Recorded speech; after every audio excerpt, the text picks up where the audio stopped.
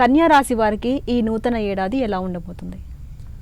కన్యా రాశి వారికి శ్రీ విశ్వావసునామ సంవత్సరం చిలకమర్తి పంచాంగరీత్యా దృక్ సిద్ధాంత పంచాంగ గణితం ఆధారంగా ఈ రకమైనటువంటి గ్రహస్థితి ఉంది.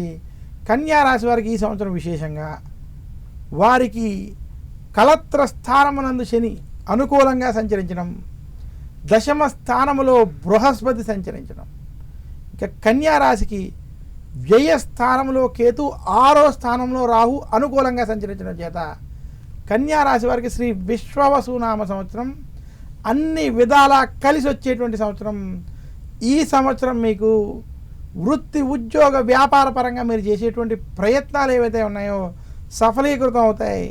కన్యా రాశి నిరుద్యోగులకు ఉద్యోగ ప్రయత్నాల్లో శుభ ఫలితాలు రావడం, విదేశీ ప్రయాణాల వంటివి కలిసి రావడం, అలాగే కన్యా రాశి ఉద్యోగస్తులకు ఉద్యోగంలో ప్రమోషన్లు లేదా ఉద్యోగంలో మార్పుల కోసం మీరు చేసేటువంటి ప్రయత్నాలు అన్నీ కూడా సఫలీకృతం అవుతాయి. ధనపరంగా మీకు లాభం కలుగుతుంది. కన్యా రాశి వ్యాపారస్తులకి శ్రీ విశ్వావసునామ సంవత్సరం అద్భుతమైనటువంటి సంవత్సరం, లాభదాయకమైనటువంటి సంవత్సరం. మీకు ఉన్నటువంటి అప్పులన్నీ కూడా తీరి బయటకు వచ్చేటువంటి స్థితి కనబడుతుంది. కన్యా రాశి స్త్రీలకి ఇంట్లో శుభకార్యాలు వంటి వాటిలో పాల్గొంటారు.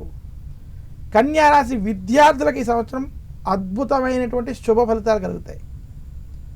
కన్యా రాశి వారికి వృత్తి, ఉద్యోగ, వ్యాపార పరంగా మీరు చూసుకున్నట్లయితే ఈ సంవత్సరం శ్రీ విశ్వావసునామ సంవత్సరం అన్ని విధాలుగా కలిసి వస్తుంది.